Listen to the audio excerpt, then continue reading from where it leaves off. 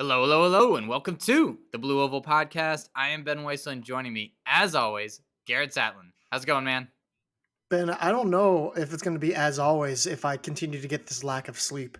That's just what a week, man. What a week. It's been brutal.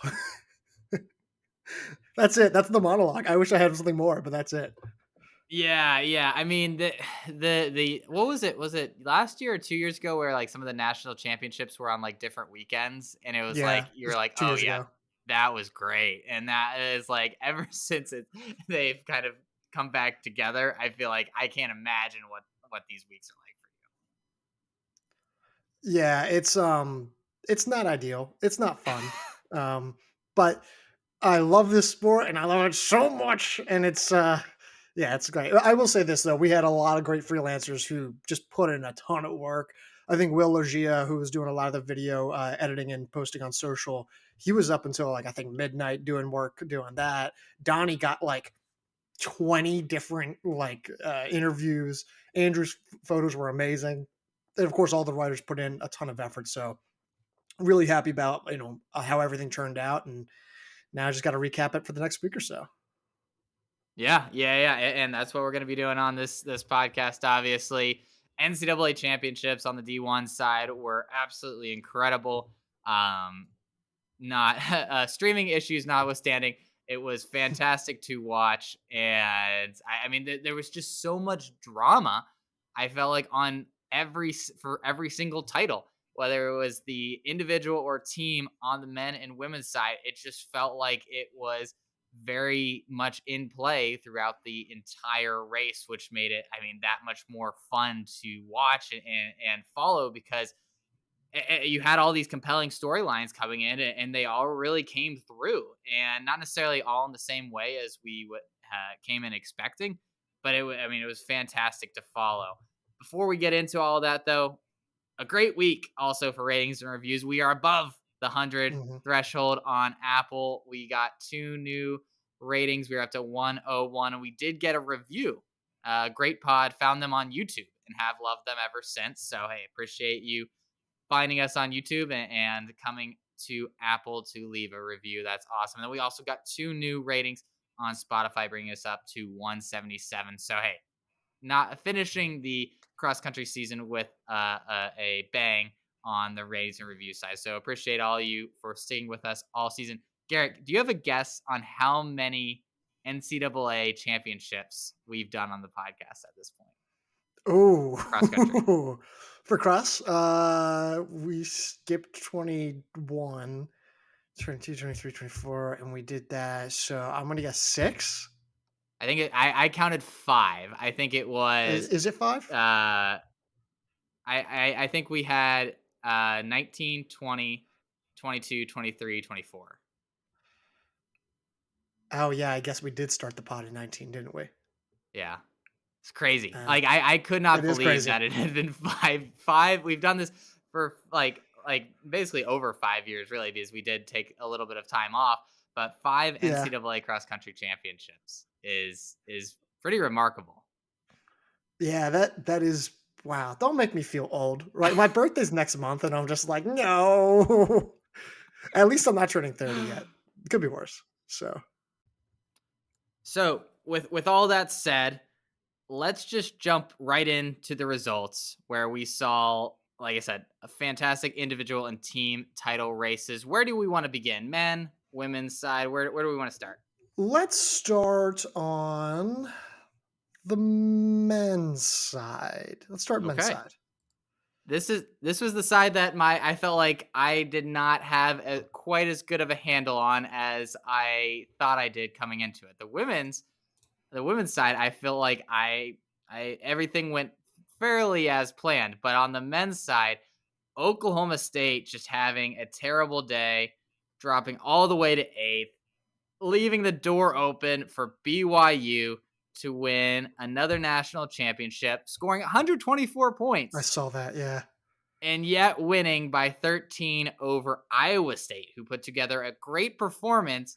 And I will get into it, but had a chance at winning this winning this meet, which I Mhm. don't think any of us really expected for that possibility to occur. I mean, it was a fantastic run from BYU. They did exactly kind of what we kind of expected. They had just a ton of depth. They got out hard and just hung tight, even though they started fading there at the end. But ultimately, I think this race comes down to Oklahoma State just leaving the door open. Like if they run well, they're scoring less than 100 points, and this isn't even close. They just ran as poorly as we could have expected. Yeah, I mean, like the whole time we're like, well, Shitsama's going to be an All American. Of course, he's going to be an All American. He's been an All American the last 4 years. And the one time that we're like, well, he's a given. He just has a really brutal day. Certain guys just didn't come through. I mean, got to double check and figure out like where did Miss Saudi finish? He was Yeah, he was 222nd. like, I mean, the guy who's like the two guys who were supposed to be the most clutch postseason runners for you were arguably the least clutch. And it makes you wonder, like, was something going on with Masaudi this season, right? Was what was the deal with this team? And yeah, there were a lot of holes that, like, in retrospect, I feel like we should have noticed, but like now that we look at it, we're like, man, yeah, of course this makes sense. Like LeBron Kemboy is like not super experienced, even though I forget where did he place. You've placed a little bit further back, right? 107th. Yeah, like he's pretty inexperienced. Masaudi wasn't having a great season. And then you really kind of look after their five and you would have thought, well, wait, who is their next guy after that person or after that person? And I think it's easy for us to sit up here and be like, oh, of course we should have seen it. But it really, this was kind of the result that I think opened some eyes as to maybe why Oklahoma State was not the unstoppable force that we once thought they were. Yeah, yeah. I mean, I feel like we did kind of come into this saying, "Hey, they kind of just need their stars to show up, and if they don't, they don't have quite the consistent level of depth that a BYU team does, for example." And that played itself out. I mean, if Shidsama, if he's like has is the one guy that has an off day, finishes 70th, then it's like, okay, maybe you can get away with that. But the fact that just like so many guys had a bad day and no one really stepped up. I mean, like you could have had Kip Kemboy or Guadia or Shoppy. Like you could have had any of those guys realistically be top 50, top 60 guys if they ran really well. And they just did not get that A plus race from any of really anybody on the team. Like, I mean, Masao was good, but I think we both picked him to win the individual title. He finishes fifth. Kim Nagenich was good, but not like spectacular, finishing 11th. Like it just wasn't across the board. There just wasn't the level of excellence that we expected after last year's performance. Well, let's talk about BYU because BYU was, I don't even want to say excellent just because of 124. Like, I think they Yeah. ran better at Big 12s, but 124 points, and that's how you win it. So be it. Casey Klinger, 6th, Cree Thompson, 12th. Kind of going further down here, Joey Noakes, 31st, Lucas Bonds, 39th, and their fifth man, Davin Thompson, in 50th. So 4 All Americans, 5 in the top 50. That's typically what you would expect to see. What was the major takeaway that you had about BYU's performance?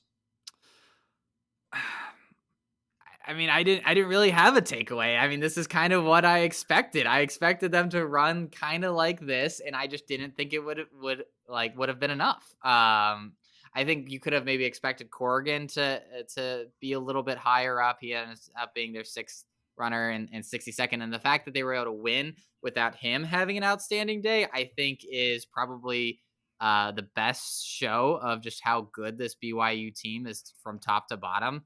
The fact that him and Troutner were their 6 and 7 runners is pretty incredible. Lucas Bonds, I think, is the one that stands Yep. out to me the most. 39th place, an All American from a more of a middle distance guy who really kind of came out of nowhere a couple of years ago in the mile, but now I mean, was really one of the biggest reasons why they end up winning this race. So I think for him, he's the one guy that I was a little surprised to see the result of. But like, you look at the Thompsons, Noakes, Klinger, I was super high on coming into this year, and he ends up finishing sixth. Like I'm not, I wasn't stunned by any of those results. Yeah, I do think that Davin Thompson in 50th place is kind of like this super underrated result. He was a Hmm. guy who was injured last year and like I didn't really see much of him. And we knew he was good. We knew he was an All American caliber runner, but he gets 50th in this field after a quiet but not bad season. 50th in this field, whereas BYU's sixth runner, James Corrigan, was 62nd. And that's an 11-point difference when comparing the two. And that's still like BYU still would have won, but it wouldn't have been, it wouldn't, we're talking like a couple points that they would have won by. And I think that's a massive difference maker is Davin Thompson stepping up and rising to the occasion. So, um, great run from BYU. I want to give them their kudos. I also don't think like the structure of their lineup is all that surprising. Um, but kudos. They pulled it off. I think the biggest strength of this team was their depth, and because of that, they just had a high floor. And this race just proved like whoever has the highest floor is going to win. Like in this year, where 124 points can win you an NCAA title, or really 136 points would have won you an NCAA title. All you needed to do is just put like a consistent B plus effort out there from your entire squad. And that's what BYU did because they just had so many guys that were capable of this that it didn't matter that they only had three guys in the top 25 or two guys in the top 25. Most years you're going to have more than that. And it didn't matter because of just the base level of competency that they had throughout this entire lineup. Yeah, I mean, I want to talk about Iowa State now. And you kind of Yeah. look at Iowa State, they weren't that different. If No. you really look at it, I mean, Saeed Mikkel having a tremendous race Hmm. in 10th place. I mean, I think that was probably on the very, very, very, very, very best end of possible expectations for him, getting 10th place for Iowa State. And yeah, sure, but Klinger's in sixth. And so Mikkel's only 4 spots back, right? And you go to like Sanel Masando, right, in 23rd place. And sure, Cree Thompson's back in 12th, right? But then you look at where are the other guys here? Yeah, I mean, Yeah, 3, 4, 5, they were all like 2 or 3 spots between them, and Joash Iowa State had the Ruto, better yeah, 4 and 5, which is crazy. yeah, and that's really what I was trying to figure out, like where they caught up on the points, and that's Yeah, where it was. It was Joash Ruto 34th, Robin Kiwabera in 37th, and whoever was probably the other name on there that Gabble Sapierda in 49th. yeah. Like they were better on the back end, and usually when you're better on the back end on the national stage, the larger field allows you to catch up. So surprised that they actually didn't catch BYU. Yeah, and I mean, if Robin Kemway Barra runs like what he's been running all year, they win this race, right? I mean, he runs. I mean, I don't think a top 20 finish was like. I think that was to be expected, quite honest, based off of what he's done all year.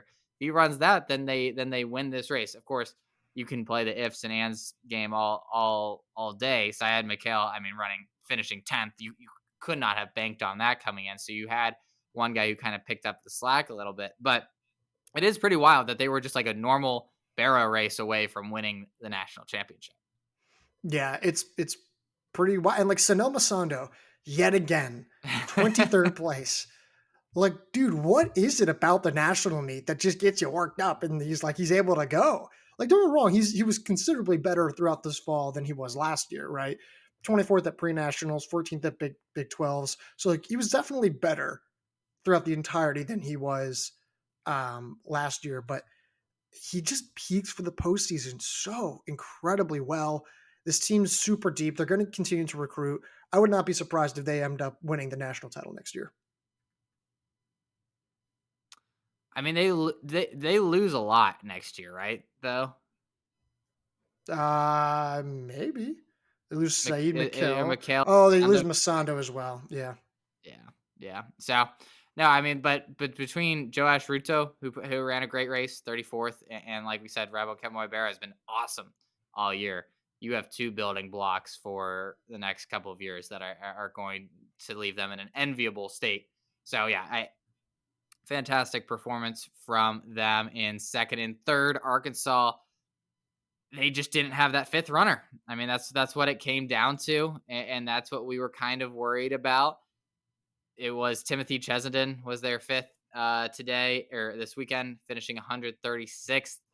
And the rest of the lineup really ran pretty well. I mean, Yassine Abdallah, obviously, probably the race of his life, finishing Mhm. fourth. Jeremy Yeago and Patrick Kiprop a little further back than maybe what you expected in 20th and 21st. I think that there's worlds where they're more like top 10, top 15, but they did their job. Ben Shearer, 55th, was great. They just could not afford to have no one else in the top 100. And that's ultimately what had a huge gap between them and the top two. Yeah, and I think we kind of saw. I don't know if we. I don't want to say we saw this coming, but this was kind of something where we were like, "Hey, there, do we or how good do we feel about their back end? Yeah. You know, how good do we feel?" And I don't think we've ever felt exceptionally good about their back end, especially with, just Shearer never really kind of getting back to, where you would hope he would. Um, and so I think we were like, oh, well, this team will just be carried by their low sticks. And to an extent, they were.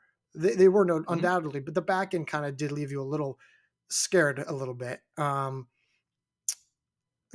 Abdallah, what's more impressive, the fourth place finish? And you know where I'm going with this. The fourth place finish at the NCAA XC Championships, or his 2:11 marathon mark?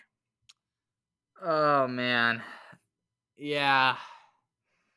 That was definitely brought up on the broadcast several times, the marathon. I think in this field, I think it's the cross country fourth place performance. I just this was so kind of out of, I mean, the 211 was out of nowhere too, but to beat the guys that he beat, I think, I think they mentioned on the broadcast as well. Graham Blanks was like, "Yeah, the level of competition in the NCAA at this point is like the first round of the Olympics good," and I Oh think yeah. that's basically. I think that is like when you compare it to that. I think that this fourth place finish is probably better than that too. I don't totally disagree. I'm surprised Solomon Kipchoge was not in this field. He was just a Yeah. DNS. Not sure what happened there. That was weird. Hmm. Staying on the team side though, Wisconsin, you and I fought on Wisconsin during the Yeah. summer months.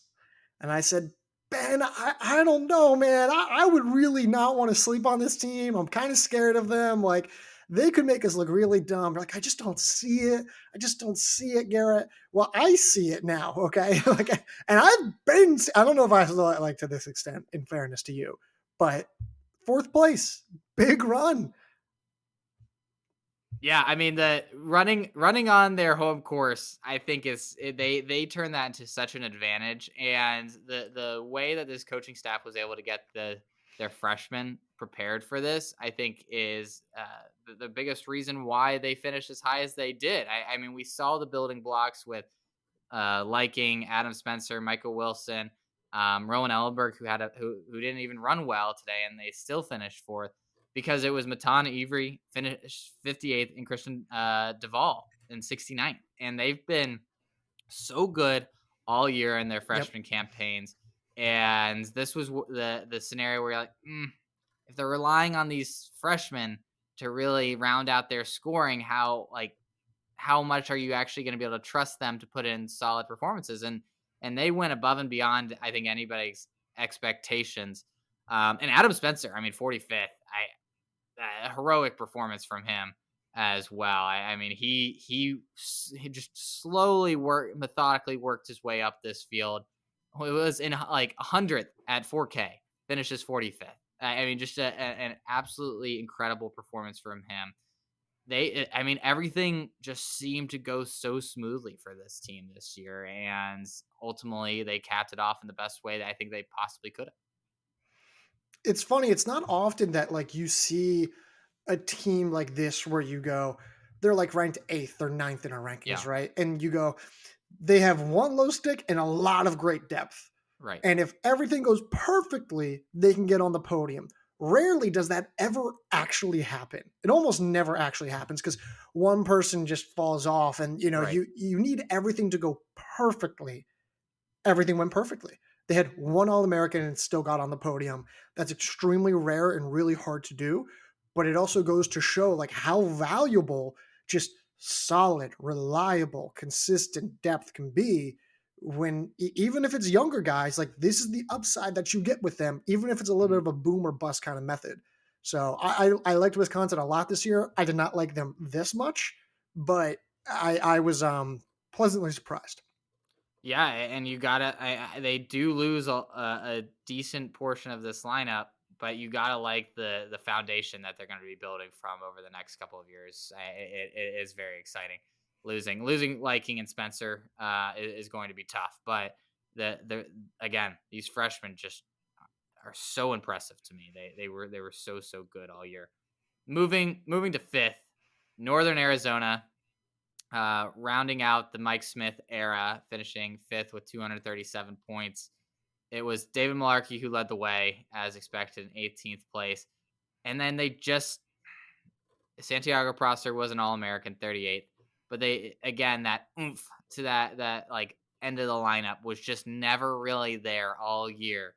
And ultimately, I think fifth place is a very solid performance for this group because it did not look all year like they were really going to be podium favorites after the first couple of races, and for them to be 25 points off, I think it is a testament to just the consistency and well coached nature of this team.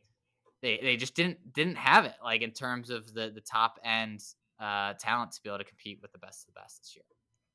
Yeah, but at the same time, I'm not surprised by any of these results, like at No. all. Yeah, just like you kind of look at every single one of their scores, I'm like, yeah, about right, about right. Like I think Corey Gorgas we knew was going to be probably pretty good in the postseason. He was what 60th, I imagine. Yep. Justin Keys was just good enough in top 90 or Mhm. whatever. Colin Solomon in 67th, which I think is pretty in line with how his season as a whole went. I don't know if I'm like super shocked. I guess I'm maybe I see like maybe why I didn't predict them to get fifth was mainly just because of how other teams performed. Right, I didn't expect certain teams to have their struggles on whatever back end portion of their lineups or whatever in order for Northern Arizona to move up and get fifth. But this was roughly what I expected. Let's jump around a little bit now to Yep. all these results. What was one result that fascinated you? It could be anywhere, up, down, in the middle. I'll go number 7, Wake Forest. Rocky Hansen falling off the map over the last, I think it what was it like 2K, or yeah, I mean 1K really going from 46 to 100, and this Wake Forest team still finishing seventh, and I mean a very like normal result from him, and they're on the podium. The rest of this lineup, we've talked so much about Rocky Hansen, but the guys that need to get a lot of love are Charlie Sprout, JoJo Jordan, Joseph O'Brien. Those guys have been fantastic. Obviously, Luke T. but he's not going to be there next year. But that those three and Hanson, and they got other guys like Aiden Ross and Gavin Ellers. Like this is going like I know we've talked about it many times before, but I think this is the result that really makes you think, hey, this is a national championship level team right here. Like they can absolutely win it. I dare I say they're going to be very competitive, like with the top teams next year. But certainly in 2 years, this is going to be a team that absolutely will be gunning for the title. I came away blown away just with the level of like consistency from those top three, even without Hansen performing super well. Could not agree more. Love that analysis. I uh, I think we've been, just a reminder to the audience here, we've been going back all the way since last year Yeah, saying this is the team of the future. We said it last year, we said it this year, and they continued to climb and climb and climb. And it's all with younger guys, many of whom will be back. Hanson, the challenge with him is like, is he ever like going to be healthy? Now he is healthy. I should know. Like it's not like he's injured, right? no, But I think he had some heat exhaustion or whatever it may be at ACCs and trying to rally back from that. Who knows? But he like sometimes he just has bad races. But they need Rocky Hansen to be at his best hmm next year, and it's fine if he doesn't race last year, or if it's fine if he has an off day this year. The fact that he had an off day this year and they still got seventh was yeah, very very impressive. My other team here, Oregon, 14th. promising, strong, and I think a good result that you and I are probably both encouraged about. Just want to say, Aiden Smith, Yeah. if you listen to the podcast, you know if you know. 29th, huge result for him actually. That was Yes. exceptional. Simeon Beerbaum, though, he wasn't too far back either. I don't want to say, was he? 74th. Yeah. Oh, there you go. I missed him. Yeah. 74th. Like, it wasn't the sexiest lineup, but it got the job done. Like, Dornkamp was there in 116 and Elliot Cook back in 118 and Quincy Norman in 124. Like, that's exactly what those guys were recruited to do, Yeah. especially Dornkamp. Like, that's Camp. Yeah. exactly what they were recruited to do. And it worked. Like, you got a little bit of firepower and you just had a good enough back end, resulted in a 14th place finish. I think this was a really, really big step in the right direction that Oregon has to feel pretty good about. Yeah, and you got guys like Smith and Beerbaum experience at the NCAA like championship level, which I think was should have been the goal coming into this year, right? Just get these guys the opportunity to race, experience it, see how they do. I think they both ran fairly well. Especially, I mean, Smith ran fantastic. Like these two guys hopefully will be the building blocks of a team that they can surround some more young talent and bring in some guys through the portal, and all of a sudden you have a team that is a top 10, top 8 kind of contender, depending on the pieces that you can bring in around these two young studs that are going to be there for years to come. So yeah, I think you have to be certainly encouraged with that performance. CBU right in front of them, 13th. We don't have to talk about them much, but like this has to be one of just the more surprisingly great seasons from a program that was kind of left for dead at the beginning of the season. For them to finish 13th, I think it's just a fantastic achievement that I think is probably going to go under the radar for most people. But they ran exceptionally all year, and to cap it with 13th place finish is awesome. Yeah, I agree. Sean Smith done a fantastic job of kind of like just maintaining that squad. That's Yep. all you really kind of had to do from last year is just keep enough talent there, maintain and build, and that's what they did, and it was excellent. It was really really good work. Let's go to the individual race of the men, and then we'll move to the women's side. Graham Blanks has now won his second title. He has taken down a one-shoe Habtom Samuel. Dylan Schubert in third with another amazing race. Yassine Abdallah, who Yes. we spoke about. Brian Masau, our picks for the title, got fifth. Klinger sixth. Wolf seventh. Strand eighth. Murphy ninth. Sadie McHale 10th. The others, title contender who we had is Solomon Kipchoge. He did not race. Where where are we ready to put, like, in the TSR era? We've covered guys like Morgan McDonald and Justin Yeah. Knight, right? Kind of going back to anywhere over the last 7 years or the 5 years that we've done this or whatever. Who is the closest comp to Graham Blanks? So not as far as like the type of runner, I think it's Morgan McDonald. I But agree. I feel like his resume matches up a little bit better with Knight's. If I'm remembering all of Knight's accolades. Um, because McDonald had that one year where he won. I think he won a title in every season. Like that, it was incredible, and we haven't quite seen that from Blanks yet. If he so I know there's some rumors about whether or not he's going pro after this performance, but if we do see him for a full year, I would love to see him go on a Morgan McDonald-esque run through indoor and outdoor season. I think he absolutely could, and I think that would elevate him to maybe even above McDonald uh, resume wise. But I think he does feel very much in that Morgan McDonald mold of just someone who just sticks around, makes a hard move that just no one can touch after that. Yeah, I mean, I think he is a better runner than McDonald. I think yeah, from a like time perspective and like an evolutionary version of him, yes, I agree. Yes, yeah. I mean, like, the times are so hard to compare in different Yeah, areas now with super shoes that McDonald exactly. didn't have. So, like, Yeah, in fairness there, but I do think Blanks, the competition that he's had to face, he's had to do yeah, this in the Nico Young, Parker Wolf era, Heptam Samuel era kind of thing. It's been brutal. Um, he reminds me, I think, a little bit.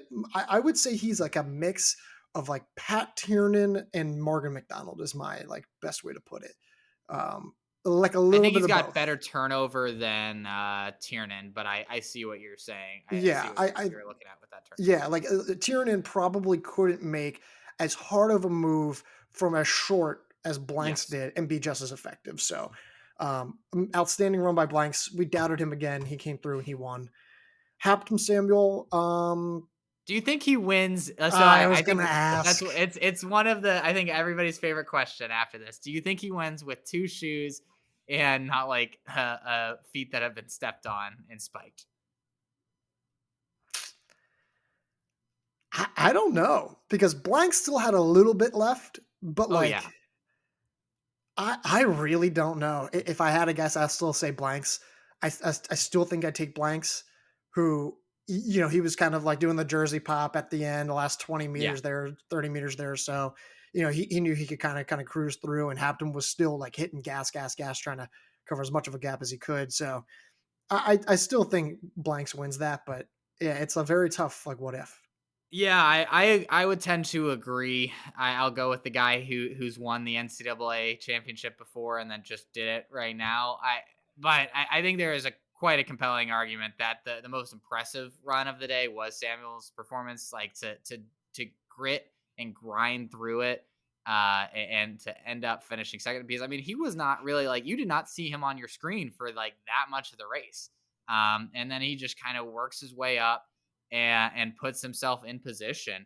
I mean, Brian Massoud kind of made the race a little bit with a hard move that Blanks covered, and then no one else could cover it, and Blanks pushed on more gas, and that was kind of it after that.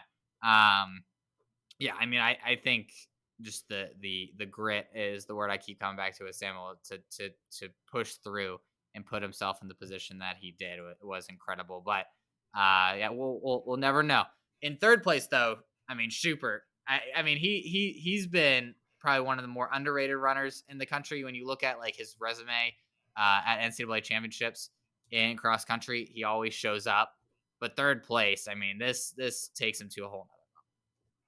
Yeah, and it's tough just because like you knew he was like ridiculously talented, but his 40th place finish at pre nationals was like, well, what do we do now? Like, how do you Right. evaluate this guy? And like, yes, 2 years ago he was what 11th at the national championships, but this is just another one of those instances where it's like Aaron Templeton, Yeah. Schubert, like who's going to be the next guy that Furman, just randomly pulls out, and is suddenly, you know, one of those dudes. Does this change how you view him on the track? I think a little bit because this indicates to me when he's at his best, and again, he needs to prove that he can be at his best a little bit more consistently. That he has a higher ceiling than we probably ever imagined, right? I mean, beating the guys that he did, going like neck and neck with Samuel down the finishing shoot, I think was also incredible to see. Like, I think that there's a level that he can reach on the track that I would not have guessed before this race. Whether that we actually see that, it's hard to say, and whether this translates perfectly to running like a super fast 5K or super fast 10K on the track, we'll see.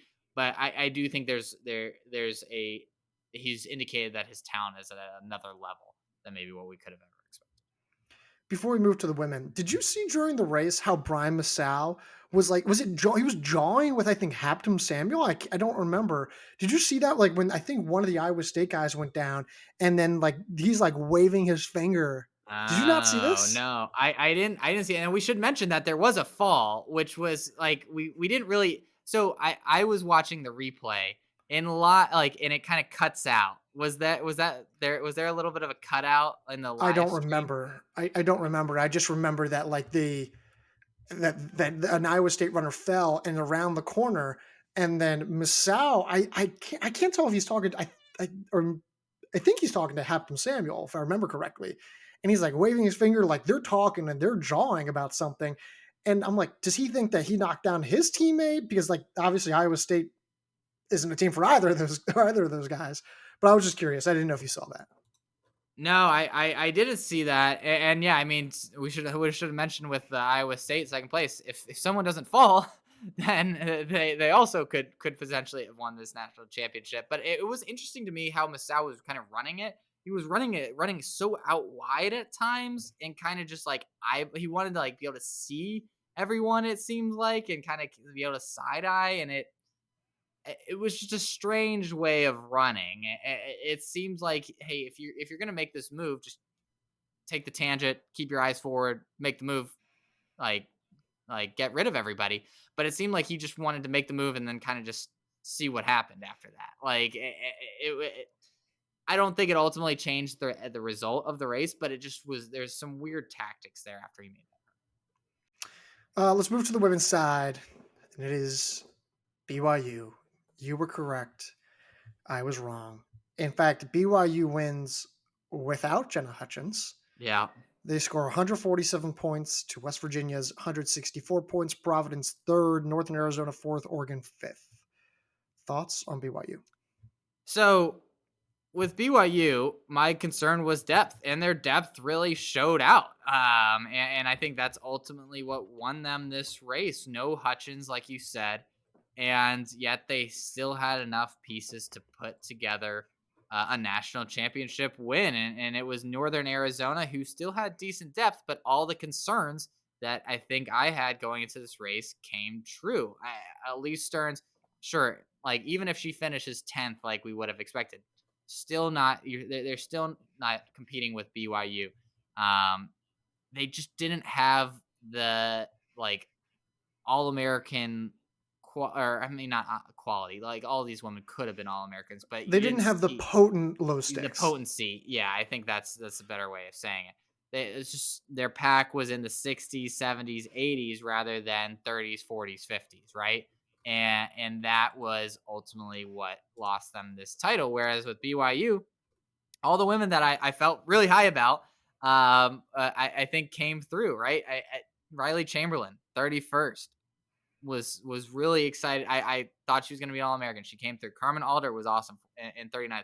Taylor Rohotinsky, who I thought was kind of, especially without Hutchins, was kind of their X factor, right? Where she was that one runner that I felt like could have given them that not a replacement of Hutchins, but like filled that gap in the scoring, right? And she does it with 43rd place for finish, and then Carly Hansen 65th to round out the scoring, doing just enough to hold off West Virginia. It wasn't pretty, but their depth really just came through, and they actually had that potency, which I thought was their biggest edge over NAU, and that really shone through as Yeah, I just want to preface this by saying, you said your biggest concern for BYU was their depth, and I think for others listening, I don't think you or I were concerned about necessarily their depth, but rather how deep were their low sticks going to go. I think is essentially kind of the better way Well, to put I it. I mean, honestly, I was a little worried about like, all right, so what happens if they're like one of their top 5 runners doesn't run well? Like I wasn't sure who was going to fill that gap. Like it ultimately was like I you go through their top 4. Like I felt like all 4 of them needed to have good days, and I thought if Jenna Hutchins ran, she needed to have a good day. I didn't have a ton of confidence in like the Carly Hansen, Neela Roberts, Taylor Level being good enough to be that 5th scorer, and ultimately Hansen was good enough. But in a year where, hey, you have to score less than 140 points, I think those concerns were all very valid. Yeah. Okay. Fair enough. And that is a good point now that I kind of think about it, because yeah, I think everyone looks at BYU and they're like, well, they're exceptionally deep, and they are exceptionally deep. Yes. But how comfortable would you have felt if I told you that Hanson, Lovell, or Roberts were going to be the fifth runner on this Right. team to win the national Exactly. title while Hutchinson's out? I think then that begins to give you a little bit of like, ooh, okay. That said, this is the second year in a row where Hanson, well, she finished 66th last year. Now she was 65th. Talk Yeah. about a clutch runner, huge. Absolutely. She was really really impressive. And then Rohotinsky, I think, was really the biggest one though here. Yes. Like I think we saw potential, we saw the potency, we saw what she could do, but for her to actually come through and get 43rd, I think she's the reason why they ultimately win this title. I Agree. think the way that she's developed from being kind of a mile based runner, at least my impression of her was, um, that's been impressive. Yeah, yeah. No, I couldn't agree more. I think I had a lot more faith in Chamberlain and Alder to kind of step up and be what the BYU needed them to. it was Rohatinsky that I was like, I think she's going to be a scorer for them, but I mean, is she going to be like close to being an All American, or is she going to be 60th? And if she's 60th, they don't win this title. So I completely agree. In second place, to finish out, I mean, I mentioned CBU having one of the most like fantastic years relative to expectations during the preseason. I think West Virginia probably takes that cake, coming in second place. Just a incredible cap to a whirlwind of a season that saw them just put together fantastic performance after fantastic performance at the end of the year. Kaylee McCabe, sixth place was awesome, but it was the Joy Nokut, Sarah Tate, and Emily Bryce that really sealed the deal with just really solid performances from all three of them. And then Madison Trippett should not be left out as well, 89th to finish as their fifth score, because they didn't have anybody after that. They were either going to finish second if their top five ran well, or they were going to finish like 12th Yep. if those all five of those women did not run well. They had the littlest margin of error, and it did not matter. They all came through in the clutch. Well, I think the biggest differentiator here was like we knew that McCabe and we knew that Nocott were going to be probably really good, probably top half All Americans. I think we Yeah, felt pretty good about that. But for Sarah Tate to get 34th, like yeah, what? I mean, that is a crazy good run. I mean, she was having a nice season. She wasn't having All American good season. no, And frankly, like for as stable and as reliable and as steady as Tate and Bryce and Trippett had been this season, you go into the national B going, okay, they have no margin for error, and surely one of those women is going to have an off day. No, they don't. They actually run exceptionally well, and they get second. I was the only one to predict them to get second, but that's not the point. That's neither here nor there.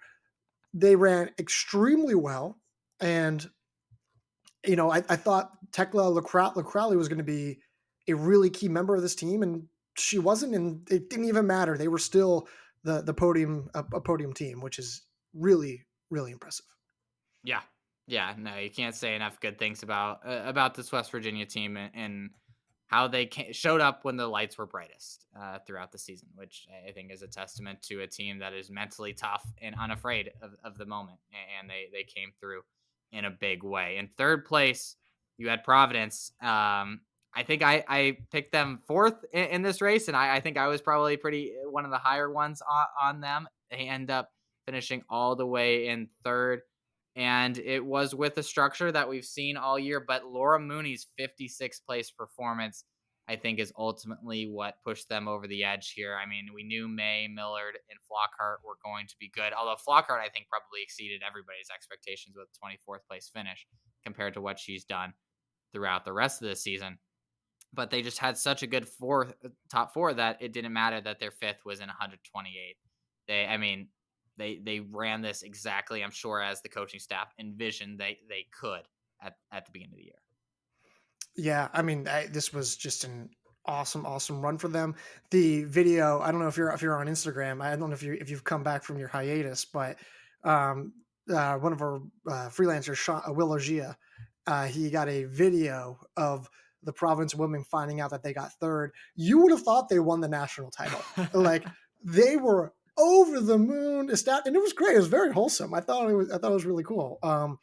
And it was great. It was a very deserving team. Like, this was a team I think that was seventh or eighth in our rankings. And usually when Yeah. a team like that gets third, you go, all right, well, a few things went their way. And yeah, a few things did go their way, but like this is a very deserving team that very much deserved a podium spot. And it worked. It just worked. The lineup structure worked.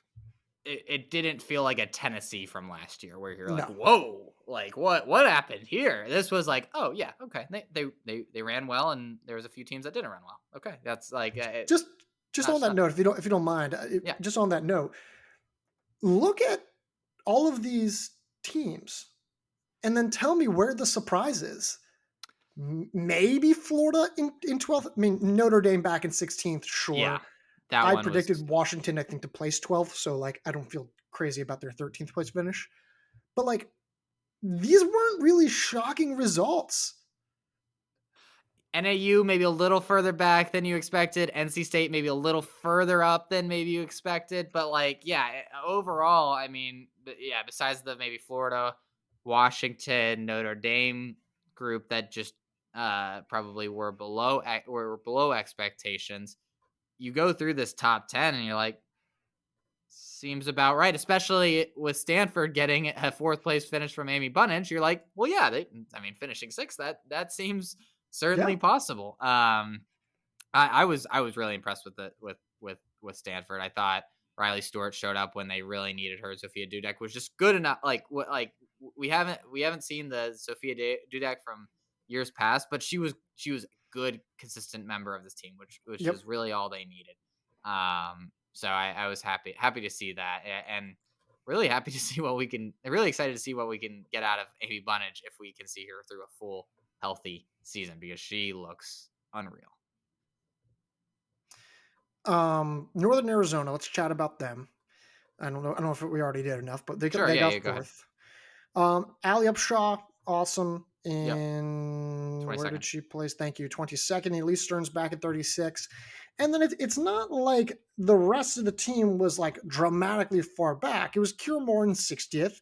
It was Alex Carlson in 84th. And it was Nikita Moore in 95th. It was all, I'm sorry, I skipped Maggie Congdon in Maggie 71st. Cardin's, yeah. Yeah. So, like, it was a fine run, but I think maybe my impression, maybe not your impression, but my impression of the Congdon, Morris sister, Carlson was that they were probably, and each individually probably 10 to 20 spots better, and they probably just weren't there. They were probably 10 to 20 spots back, and that was just a poor analysis on my end, I guess. And that's kind of why I chose NAU, and it didn't work. But I don't know if you really have anything more to say about NAU. No, I mean, I think there still like was a very clear path for them winning. Like, and that's I think ultimately why I still picked them second is I think Stearns finishing in the top 15. I think Cogden could have been an All American. I think Carlson or Moore could have been an All American. And all of a sudden, if you have someone in the top 15 instead of you have like 15th and 22nd, and then you have uh two or maybe three All Americans behind him, then all of a sudden, yeah, okay, this is that there's a roadmap for that. But we just didn't see. I think when you look at the like each individual's overall resume, you see, hey, they could do that, but we didn't really see all year that they were like probably like there were it was like a over 50% likelihood of like more than one or two of them really stepping up and finishing in the top 40, which is ultimately I think where we diverged a little bit and what ultimately held them back.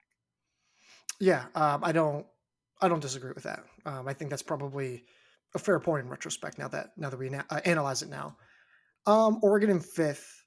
I don't know if you saw the interview that we had with Shalane Flanagan after the race. Donnie Spees got this one. Donnie just, man, he was getting so many to the point. I think he got to like 20 or some, and I'm like, Donnie, you can stop. I go, it's not that I don't love or want these interviews. I have to then go in and upload all of them. Will has to then go take clips of it. Like we, I got thank you. Like it was very impressive by him. But he was able to interview Shalane Flanagan, and she was extremely candid. Like I thought she Yeah. was gonna be like, it wasn't our best day, and she was like, no, we're disappointed. A lot of women are inexperienced. We thought on our very best day we could win, but now in retrospect, looking at these numbers, we just weren't going to contend with BYU. But we really thought we could get second, or we really thought that even despite that we could get second, so on and so forth. And I was just a little surprised at like how I don't disappointed they seemed to be. Like I was like, I mean, I get that fifth wasn't like the ideal finish, but it's not like they did horribly. No, I agree. I think there is something to, especially when you're a program like Oregon, and you're trying to kind of reset the culture around this prestigious program. That hey, like fifth isn't like good enough. Like you can be happy with some of the performances and take a lot of positives. I mean, there were a lot of positives.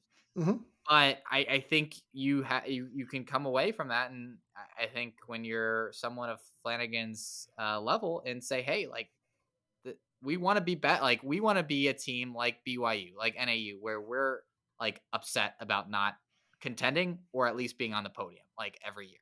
And I think that's where they want to get to. And that's, I mean, quite frankly, what a program of their resources and history should be targeting. So I didn't hate the message, honestly. I understand that it can come off as a little harsh, but I mean, really, they were like, hey, if Mia Barnett runs like a pretty good, like a good race, not a great race, they're on the podium, like, and pretty Yeah, I easily. mean, Um, so they weren't far off, like, which I guess is your point of like, hey, this seems like being that disappointed for off of 4 points off the podium is a little crazy. yeah, I don't like, and I want to like put this in perspective of like I don't really I think some people took it as like criticism or like Oh, no, critique, no, no. which I'm like it wasn't that, like I think it was just like, hey, we had hopes of being on the podium Yeah, and we didn't get there. We had hopes of contending for the title and that didn't happen. I actually really liked the refreshing candid answer of like, no, I'm disappointed.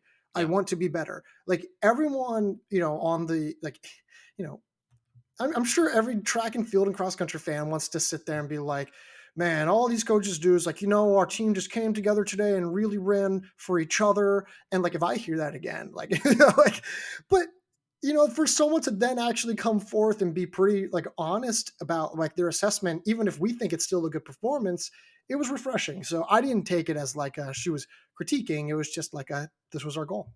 no, I agree, and for them to have set their sights at a national title, I think that's pretty wild. But I think again, it's an insight to what she expects out of this program, which again is where they should be targeting. Like, and I think that is something that they need as a program, and they need that on the men's side, right? They can't, like we said, good race from them, but they can't be satisfied moving forward with like 12th, 13th, 14th place finishes. They have to be like getting to the point where they're disappointed and not making the podium. So I agree with you. I love the candor. I want to see that more often from athletes, from coaches. Like, we know you're saying it in private. There's not like, you can say that, say the quiet part out loud a lot of times too. Yeah. All right. Who is your one team that you just want to highlight from outside the top five?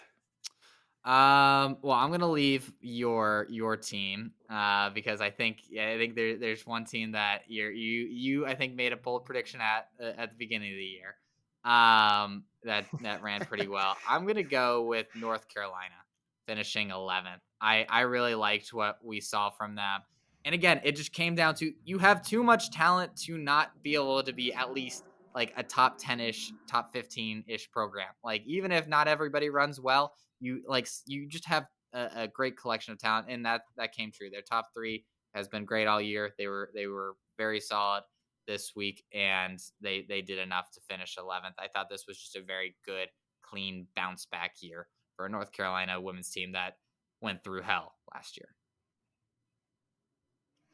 Yeah, I do like this North Carolina group. I don't know what's different about them. Like I can't like specifically put my finger on it, but like what's different? And I Yeah, don't know what's really all that different. It's largely the same team. At least if I health can, or just form. Like, I think I that I might be it. I don't know. It was very very odd. But I mean, yeah, nice to see them come back. At least they're being competitive again, which is nice. At the beginning of the season, we decided to make a few bold predictions. And one of my predictions was that the Penn State women would at some point in this season be ranked in our top 15. Now, 15th place finish doesn't necessarily correlate to a 15th ranking. And unfortunately, I can already tell you now, they They're will not not be in going the to top be. 15 of Yeah, our top 15 rankings. But I mean, between that and saying Dean Casey was going to get like 20th or top 20 and he was 30th,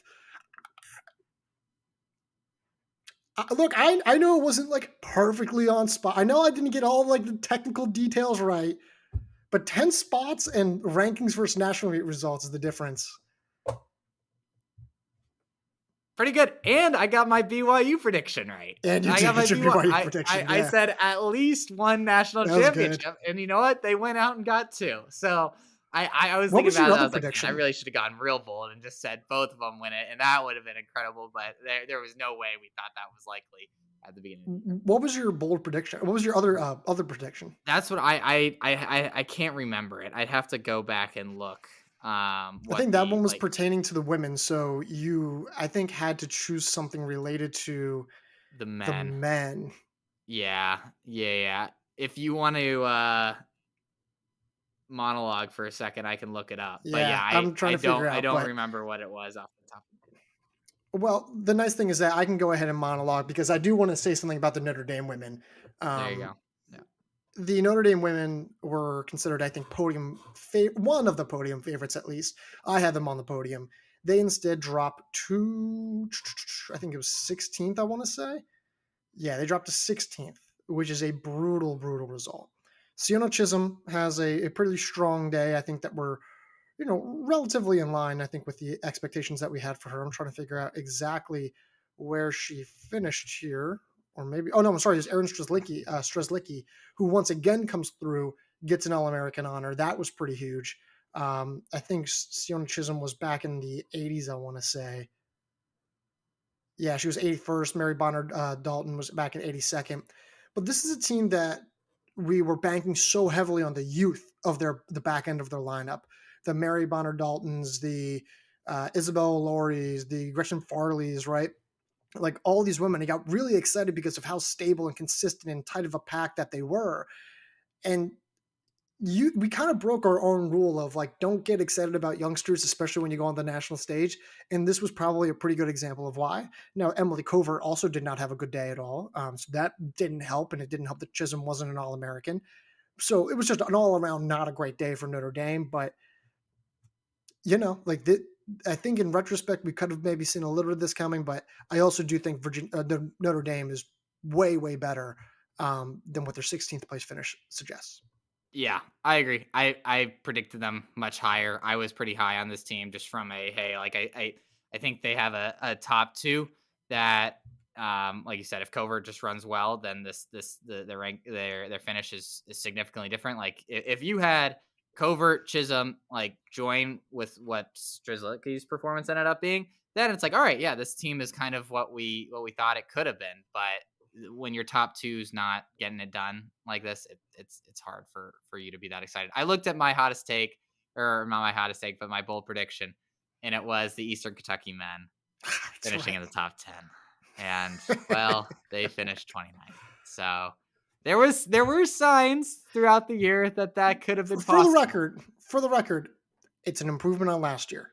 Yeah, it was tough. He just can't put it together at the national meet right now. They have talent. They'll be better. Yeah, I agree. I think we said that last year, though. All right. Is that it? Oh, no. Do we want to go individual? Individual side on Yeah. the women's. So Doris Lemngole takes home the title in I think fairly convincing fashion. It was a tight group through probably what 4 or 5K. Yeah. Yeah, and then it really kind of, she just took the reins and took home the title pretty well.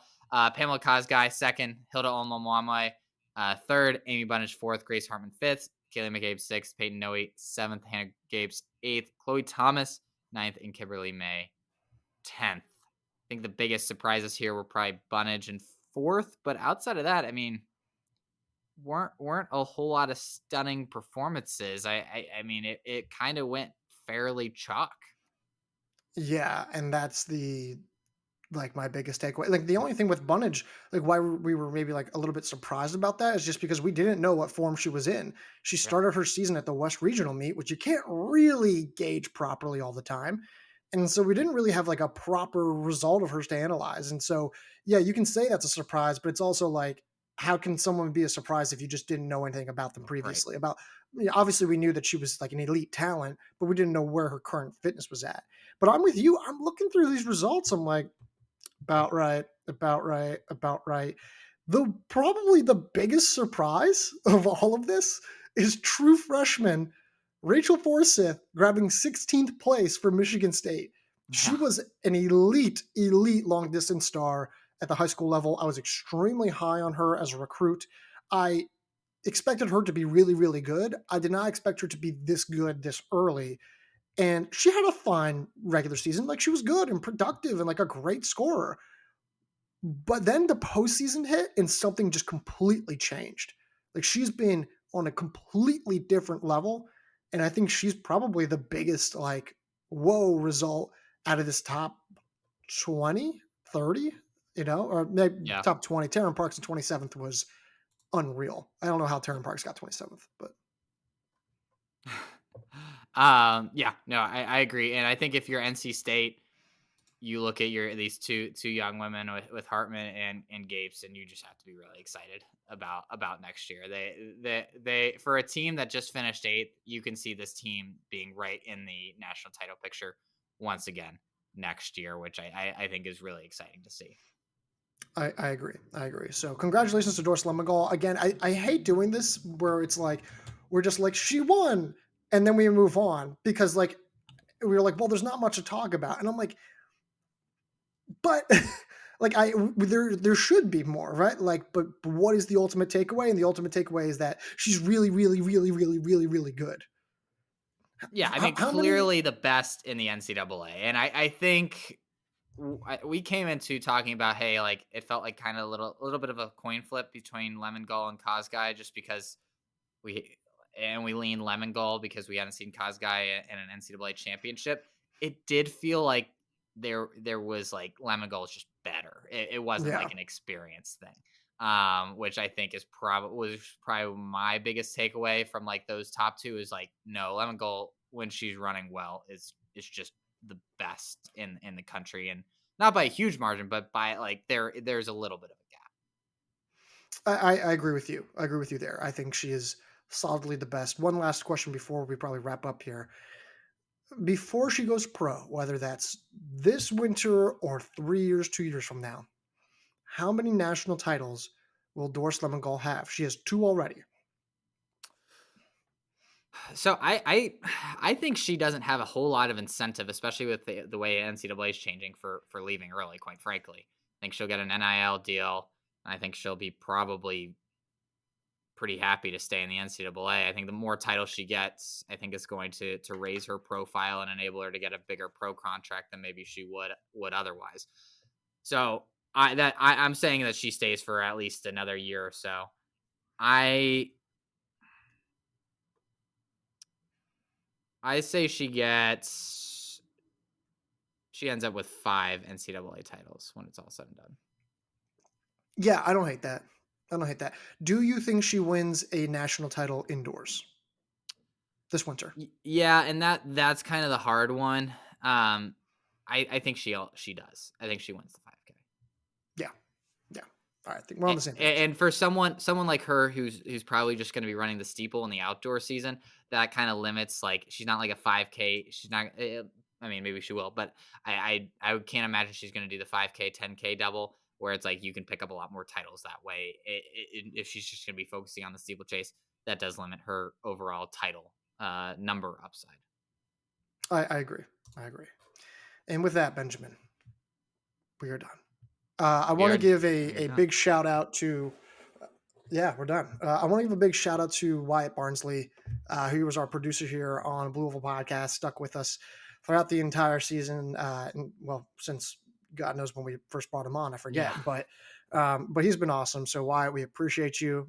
He has been just so great for us. He's actually going to be getting a little bit more involved and probably in the future doing a few other small things. So shout out to Wyatt. Shout out again to Will Logia, Angela May, Donnie Spees for being on site to collect all of those photos and videos. Also had Dakota Smith at D3 Nats, Jacqueline Kirby at D2 Nats doing photos there. Phenomenal job.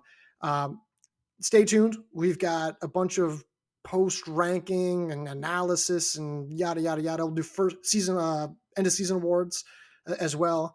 But that is all coming on the site, and of course, then transfer news, indoor track rankings. It all picks It up. never stops. It never It never does. stops. We always love this fall time the most because I feel like it's the time that is just most focused on like the actual racing and results.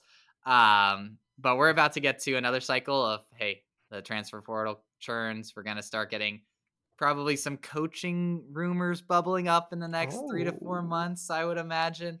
Um, So it's all the cycle's gonna start up once again. But it's been a fantastic season. We both love cross country, I think, more than anything. And it's been another fun, awesome fifth year at the Blue Oval Fifth year. Podcast doing it. And it's been a fantastic year. So thank you, Garrett. Thank you, all the athletes. Thank you, the coaches. It's been a true joy to watch all this. Ben, I think that is all I got. All right. Well, until next week, Garrett, I'll talk to you. I'll talk to you.